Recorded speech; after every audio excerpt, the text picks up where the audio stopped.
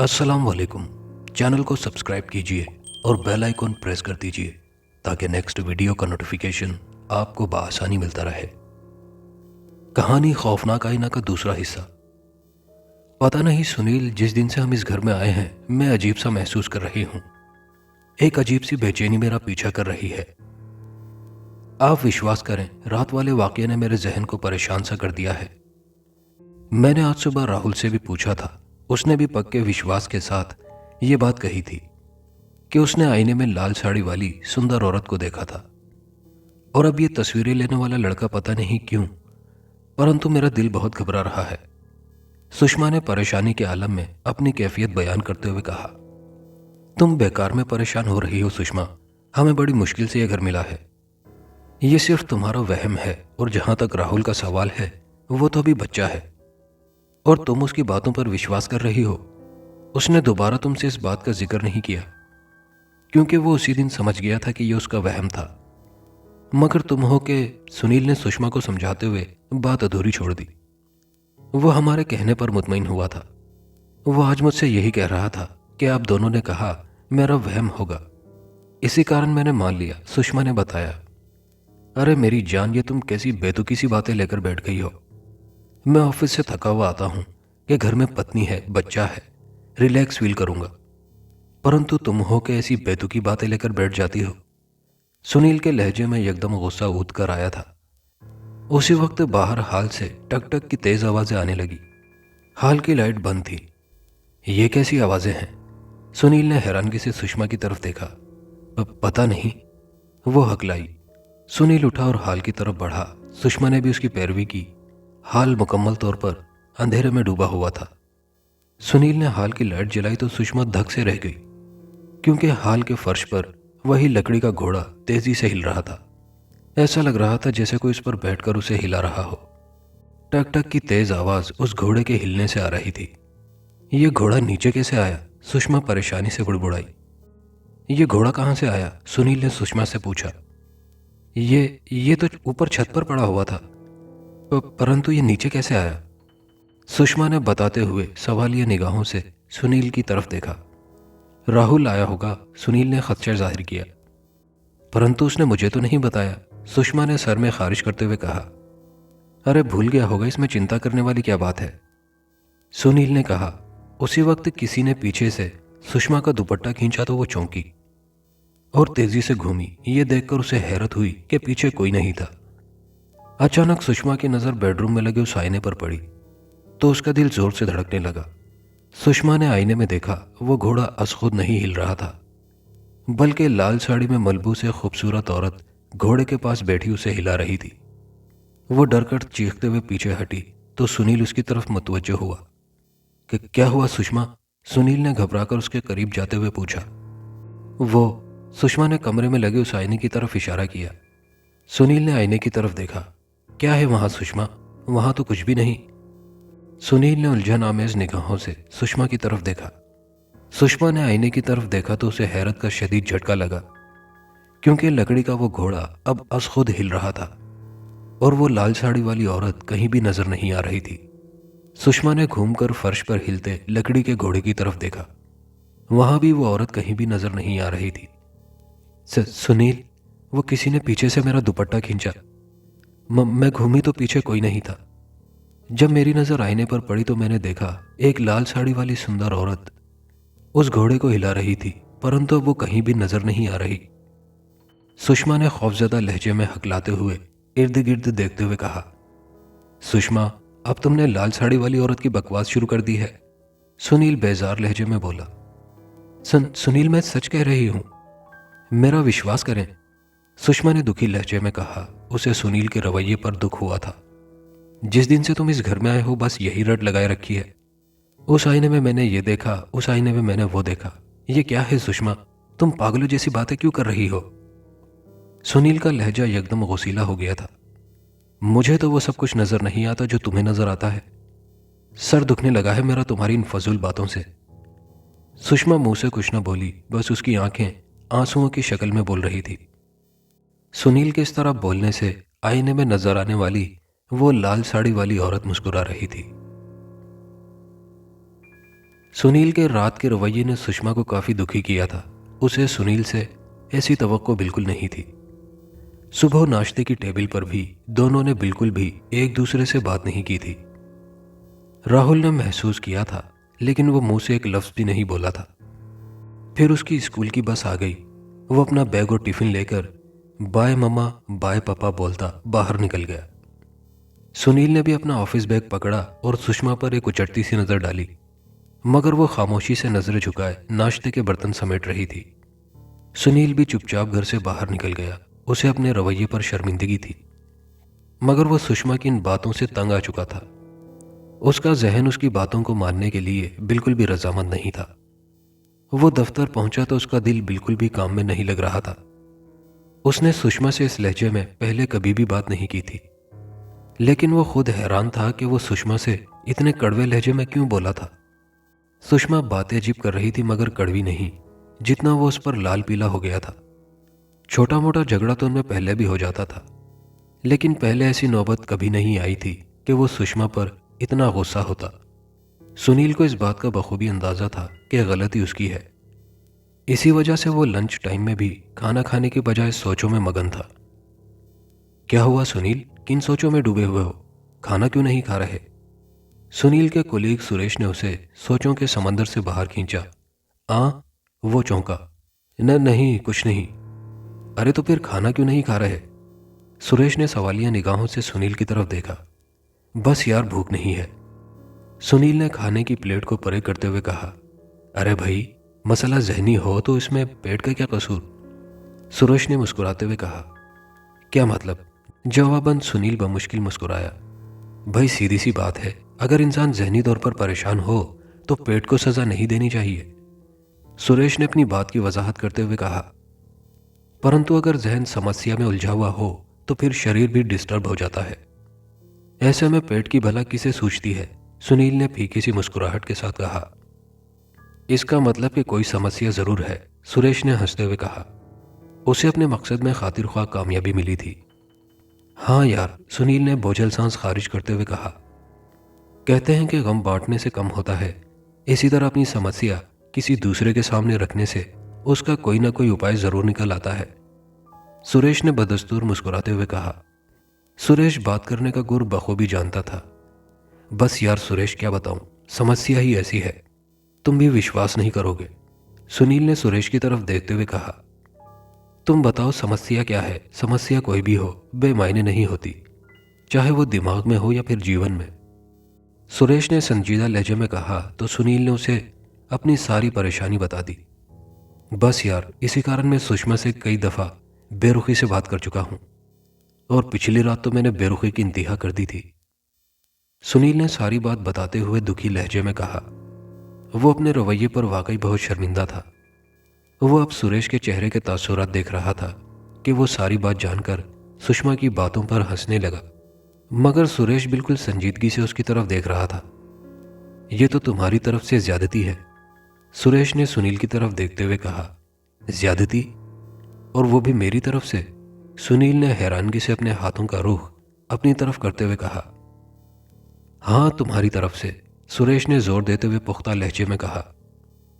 अरे यार, सुषमा बातें ही ऐसे कर रही है जो इंसानी समझ से परे है। सुनील तंजिया लहजे में हंसा।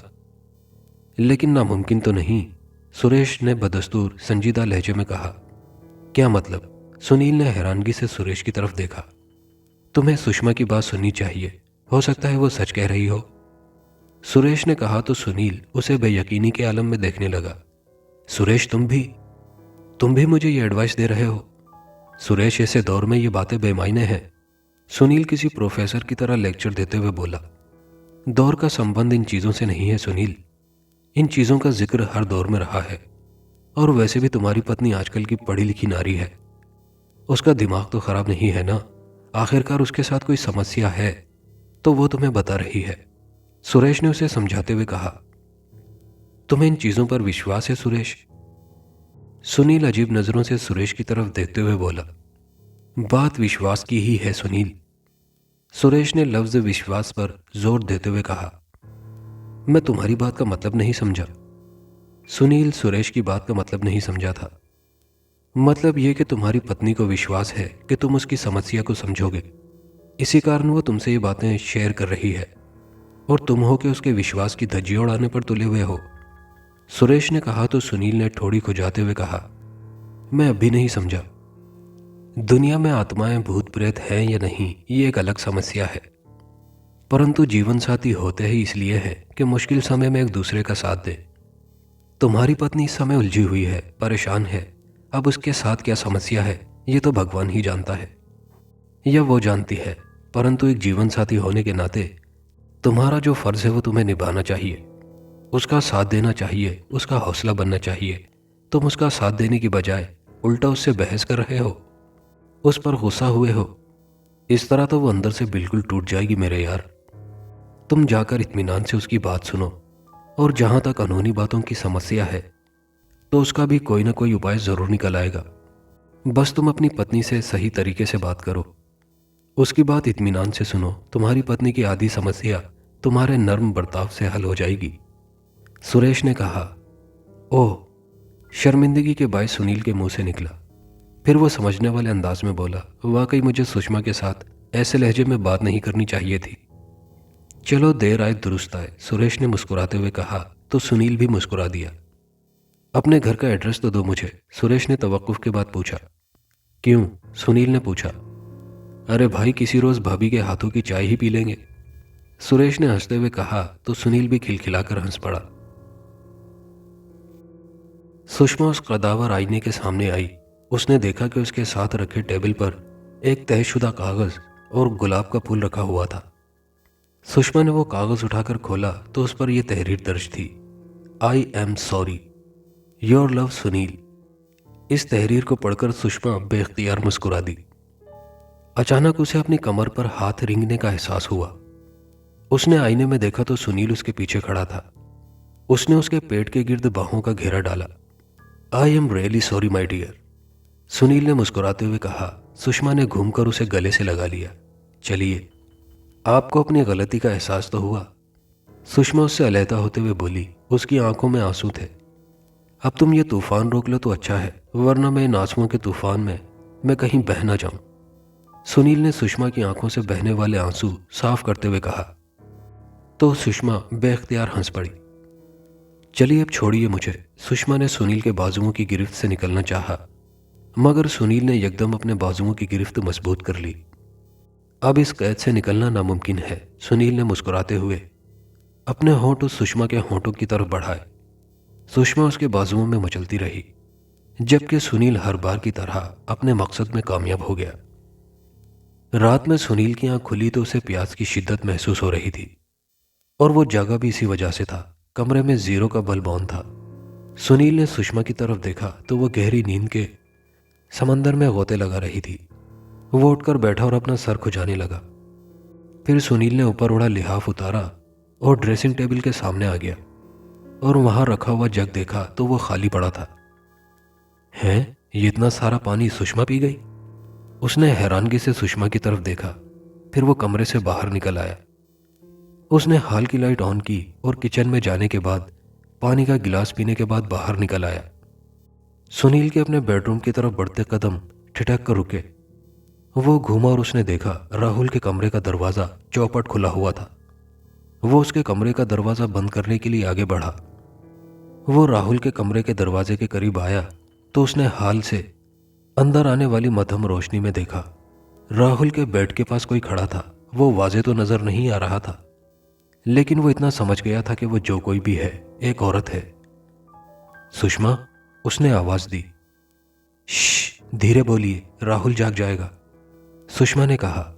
सुनील ने लाइट ऑन करने के लिए स्विच बोर्ड की तरफ हाथ बढ़ाया तो सुषमा तेज लहजे में बोली, लाइट ऑन मत कीजिएगा, राहुल जाग जाएगा। तुम बड़ी जल्दी यहां चली आई, तुम तो सो रही थी, सुनील ने आहिस्दगी से पूछा। मुझे प्यास लगी थी, मैं भी आपके पीछे आ रही थी तो मैंने राहुल की आवाज सुनी और जब यहां आई तो राहुल जाग रहा था। मैं उसे सुलाने के लिए यहां ठहर गई, सुषमा ने धीरे से बताया। सुनील को हाल से अंदर आने वाली मध्यम रोशनी में सुषमा का चेहरा वाजे नजर नहीं आ रहा था। आप कमरे में चलें, ये बस सो ही गया है, मैं आती हूं, सुषमा ने कहा तो सुनील इस बात में सर हिलाता हुआ राहुल के कमरे से बाहर निकल आया। वो अपने कमरे में आया। कमरे में अभी भी 0 का बल्ब ऑन था। सुनील ने बेड पर लेटकर लिहाफ ओढ़ा और करवट ली तो वो डरकर पीछे हटा क्योंकि सुषमा बेड पर सो रही थी। वो उठकर बैठा। सुषमा अभी भी गहरी नींद में डूबी हुई थी। सुषमा यहाँ है तो राहुल के कमरे में कौन है? सुनील परेशान कुन लहजे में बुड़बुड़ाया। वो तेजी से बेड से नीचे उतरा और नंगे पांव ही राहुल के कमरे की तरफ भागा। इस मर्तबा राहुल के कमरे का दरवाजा बंद था। सुनील ने दरवाजा खोला और दीवार पर लगे स्विच बोर्ड से लाइट ऑन की तो उसे हैरत का एक शदीद झटका लगा। कमरे में बेड पर गहरी नींद में डूबे राहुल और उसके अलावा और कोई नहीं था। ये क्या चक्कर है? वो परेशानी से बुड़बुड़ाया। अगर सुषमा कमरे में सो रही है तो वो कौन थी जो यहां मुझसे बातें कर रही थी? सुनील का दिल जोरों से धड़कने लगा और उसके मसामों से ठंडा पसीना फूट पड़ा। कहीं सुषमा सच तो नहीं कह रही थी? उसने सोचा और फिर अपने सर को झटका और अपने इस ख्याल को वहम का नाम देने की नाकाम कोशिश की। नाकाम इसलिए कि उसकी तबीयत इस बात को मानने को तैयार ही नहीं थी, मगर यह सब कुछ उसके साथ जागती आंखों से हुआ था। उसने राहुल के कमरे की लाइट ऑफ करने के बाद दरवाजा बंद किया और घूमा तो अगला लम्हा भी उसके लिए बेपनाह हैरत लिए खड़ा था। उस ताले वाले कमरे का ताला खुला हुआ था और दरवाजे की कुंडी के सुराख में झूल रहा था। ये ताला तो लॉक था। वो हकलाया। उसने अपने माथे से निकलने वाले पसीने को साफ किया और उस ताले वाले कमरे के दरवाजे के करीब आया। उसने ताले को सुराख से बाहर निकाला। उसी वक्त अंदर से दरवाजे पर दस्तक हुई। सुनील चौंका और डरकर पीछे हटा। उसे अपनी टांगें कांपती हुई महसूस हुई। हे भगवान, ये क्या चक्कर है? वो कपकपाती हुई आवाज में बोला। दरवाजे पर अंदर से एक मर्तबा फिर दस्तक हुई। वो कांपती हुई टांगों से कमरे के दरवाजे के करीब आया। उसने कांपते हुए हाथों से दरवाजे की कुंडी खोली और दरवाजा अंदर की जानिब धकेल दिया। कमरा मुकम्मल तौर पर अंधेरे में डूबा हुआ था। यहां तक कि हाल में जलने वाली लाइट से भी कमरे में कुछ नजर नहीं आ रहा था। अचानक कमरे से टकटक की आवाजें आने लगी। सुनील ये आवाजें पहले भी सुन चुका था। यह आवाज उस लकड़ी के घोड़े की हिलने की थी जो कल हाल में पड़ा हिल रहा था। मगर हैरानगी की बात यह थी कि वो घोड़ा इस बंद ताले वाले कमरे में कैसे आया था। सुनील ने हाल में इर्द गिर्द नजरें दौड़ाई तो वो लकड़ी का घोड़ा हाल में कहीं भी नजर न आया। इस ताले वाले कमरे में फैले अंधेरे से टकटक की आवाजें मुसलसल आ रही थी। वो तजस्सुस के हाथों मजबूर होकर उस कमरे में दाखिल हो गया। अंदर दाखिल होने पर टकटक की आवाजें मजीद तेज हो गईं। वो लाइट ऑन करने के लिए दीवार की तरफ बढ़ा तो उस कमरे का दरवाजा एकदम तेजी से बंद हो गया। अरे अरे, ये क्या? वो अंधेरे में बुड़बुड़ाया। वो दीदे फाड़ फाड़ कर अंधेरे में देखने लगा, मगर सिवाय अंधेरे के उसे कुछ नजर नहीं आ रहा था। वो दोबारा दीवार पर हाथ मारने लगा ताकि लाइट का स्विच बोर्ड ढूंढ सके और फिर वो अपने मकसद में कामयाब हो ही गया। उसने बोर्ड के सारे बटन ऑन कर दिए थे, मगर ये क्या? कमरे का बल्ब रोशन न हुआ। लगता है इस कमरे का बल्ब फ्यूज हो गया है। सुनील ने हम कलामी के अंदाज में खदशा जाहिर किया। टक टक की आवाजें लम्हा व लम्हा मजीद तेज होती जा रही थी। ओफो, एक तो ये लकड़ी का घोड़ा। वो गुस्से से बुड़बुड़ाया। वो अंधेरे में हाथ मारता हुआ दरवाजे के करीब आया और दरवाजे के दस्ती हैंडल में अपना हाथ डालकर उसे अपनी जानिब खींचा तो उसे हैरत का शदीद झटका लगा क्योंकि दरवाजा बाहर से बंद था। सुषमा, वो चिल्लाया, मगर उसी वक्त कमरा रोशनी में नहा गया और साथ ही टक टक की तेज आवाजें बंद हो गईं। सुनील, अकबी जानिब से एक सुरीली निस्वानी आवाज ने सुनील के कानों में रस घोला। सुनील पहले तो हैरान हुआ, फिर वो घूमा तो हैरत का एक और झटका उसका मुंतजिर था। सामने लाल साड़ी में मलबूस एक खूबसूरत औरत खड़ी थी और सुनील की तरफ देखकर मुस्कुरा रही थी। सुनील ने इतनी खूबसूरत औरत पहले कभी नहीं देखी थी। सुनील को उसके चेहरे पर हंसी और भी भली लग रही थी। तुम आ गए राजकुमार, वो औरत प्यार से सुनील की तरफ देखते हुए मुस्कुराकर बोली। उस औरत की खूबसूरती में एक अजीब सी कशिश थी जो सुनील को अपनी तरफ माइल कर रही थी। मैं बरसों से तुम्हारी राह देख रही थी। उस औरत की इस बात पर सुनील चौंका। मेरी? हैरत के बायस सुनील के मुंह से निकला, हाँ तुम्हारी। वो औरत दिलरुबाई अंदाज से बोली। आज मेरी बरसों की तपस्या का फल मुझे मिल गया। साथ ही अपनी बाहें फैलाए वो सुनील की तरफ बढ़ी। वो औरत जितनी खूबसूरत थी, कोई भी उससे गले मिलने को तैयार हो जाता। और सुनील भी बेवफाओं की लिस्ट में शामिल होने जा रहा था कि उसने एक हैरत अंगेज मंजर देखा। जैसे ही वो खूबसूरत लाल साड़ी वाली अप्सरा अपनी बाहें फैलाए सुनील की तरफ बढ़ी, तो उसके पैरों से साड़ी सरकी और सुनील को अपना ऊपर का सांस ऊपर और नीचे का सांस नीचे रुकता महसूस हुआ। वो तेजी से घूमा और दरवाजा खोलने की कोशिश करने लगा। हैरत अंगेज तौर पर इस मर्तबा दरवाजा खुल गया। वो तेजी से कमरे से बाहर निकला और कमरे के दरवाजे को तेजी से बंद कर दिया और फिर लंबे लंबे सांस लेने लगा। और उसी वक्त अकबी जानिब से किसी ने उसके कंधे पर हाथ रखा तो वो चीखते हुए घूमा। उसके पीछे सुषमा खड़ी थी। अरे क्या हुआ सुनील? सुषमा ने हैरानगी से पूछा। वो वो इस कमरे में एक लाल साड़ी वाली औरत देखी। सुनील ने धड़कते दिल के साथ उस कमरे की तरफ इशारा किया। किस कमरे में? सुषमा ने हैरानगी से सुनील की तरफ देखा। इस कमरे में सुषमा। सुनील ने दोबारा उस कमरे की तरफ इशारा किया। आपकी तबीयत तो ठीक है सुनील? सुषमा ने सुनील के माथे पर हाथ रखते हुए उससे पूछा। क्यों, क्या हुआ? सुनील ने सुषमा का हाथ हटाया। ये तो ताले वाला कमरा है, सुषमा ने बज़ाहिर याद दहानी कराई।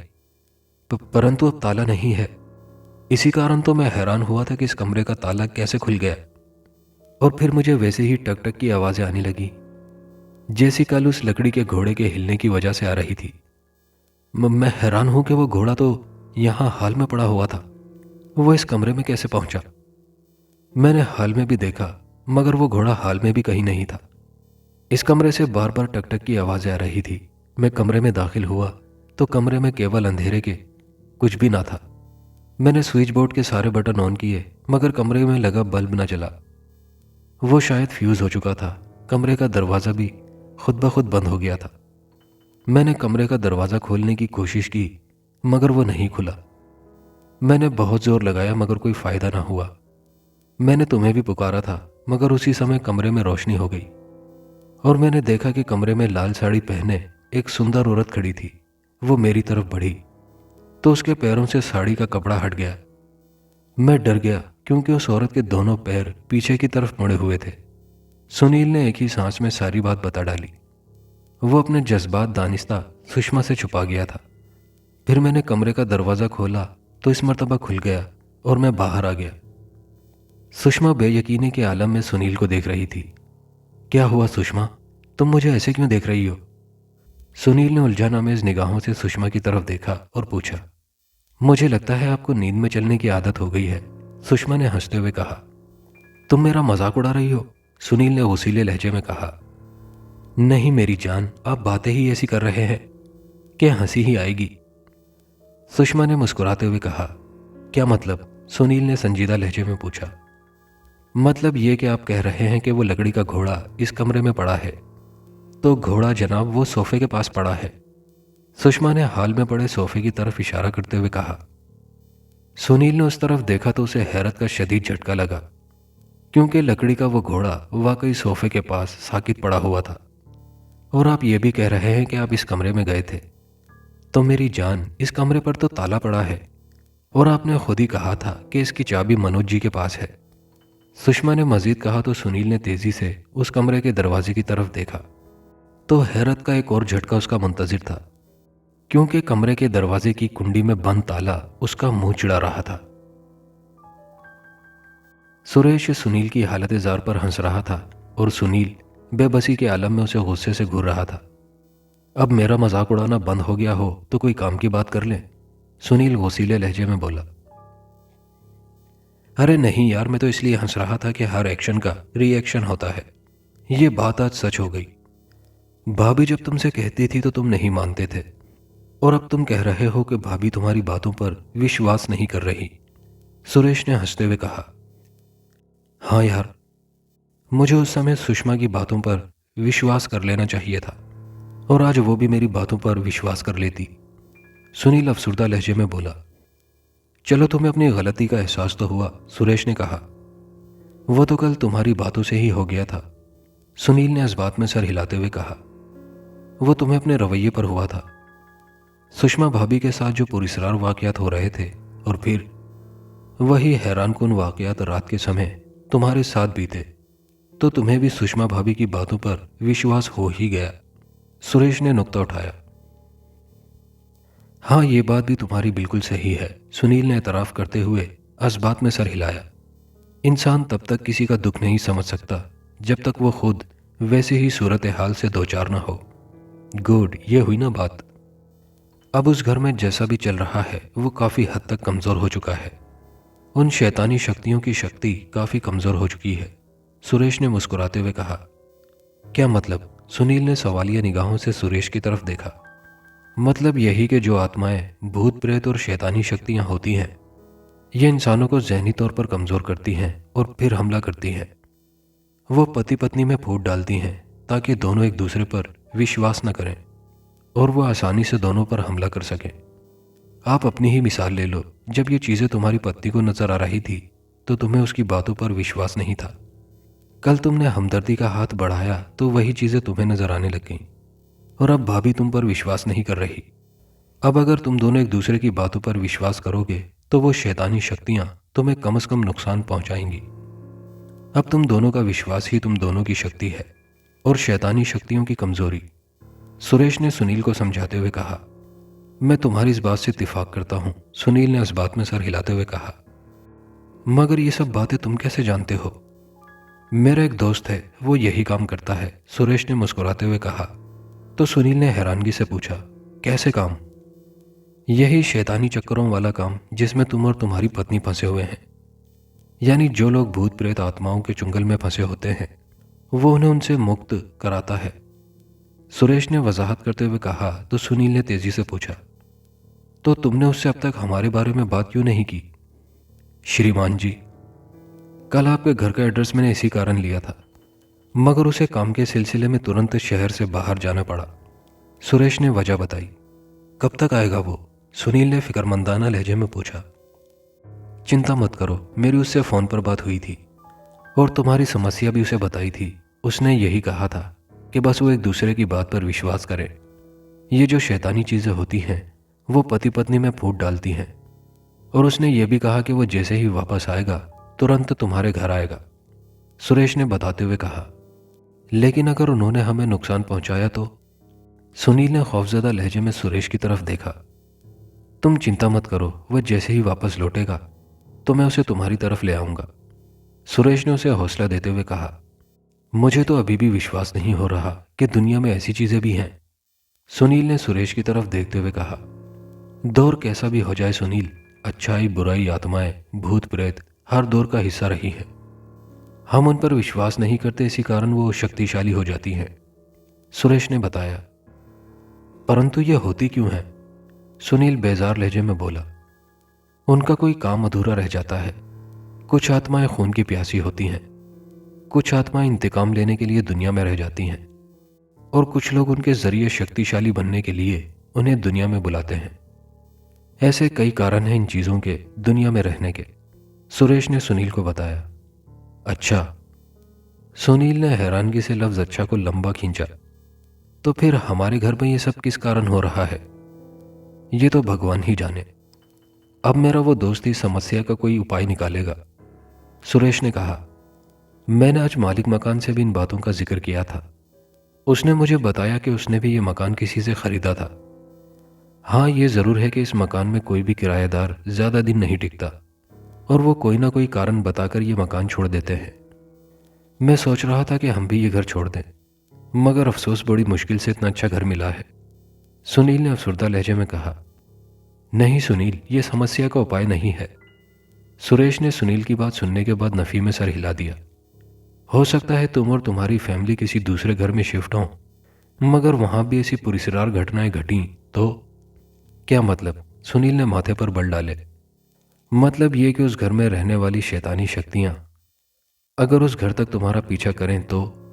सुरेश ने खदशा जाहिर किया तो डर ने सुनील के चेहरे पर बसेरा कर लिया, जिसे सुरेश ने साफ तौर पर महसूस कर लिया।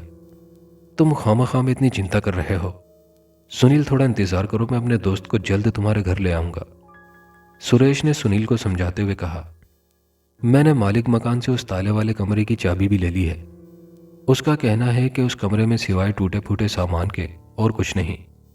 मगर जब मैं उस कमरे में गया था और जब उस कमरे में रोशनी हुई थी तो मुझे उस लाल साड़ी वाली सुंदर औरत के अलावा कोई नजर ना आया। सुनील ने कहा, उस घर का मसला हल हो जाएगा। और अब जल्दी चलो, लंच टाइम खत्म हुए काफी समय बीत चुका है। ऐसा ना हो कि आज बॉस की डांट सुननी पड़े। सुरेश ने अपनी वॉच पर निगाह डालते हुए कहा। तो सुनील ने भी इस बात में सर हिला दिया और वो दोनों अपनी कुर्सियों से उठ खड़े हुए। दोस्तों, ये कहानी अभी जारी है। कहानी का बकिया हिस्सा नेक्स्ट वीडियो में मुलाहिजा कीजिएगा। और कहानी कैसी लगी कमेंट बॉक्स में अपनी कीमती राय से हमें ज़रूर आगाह कीजिएगा। शुक्रिया।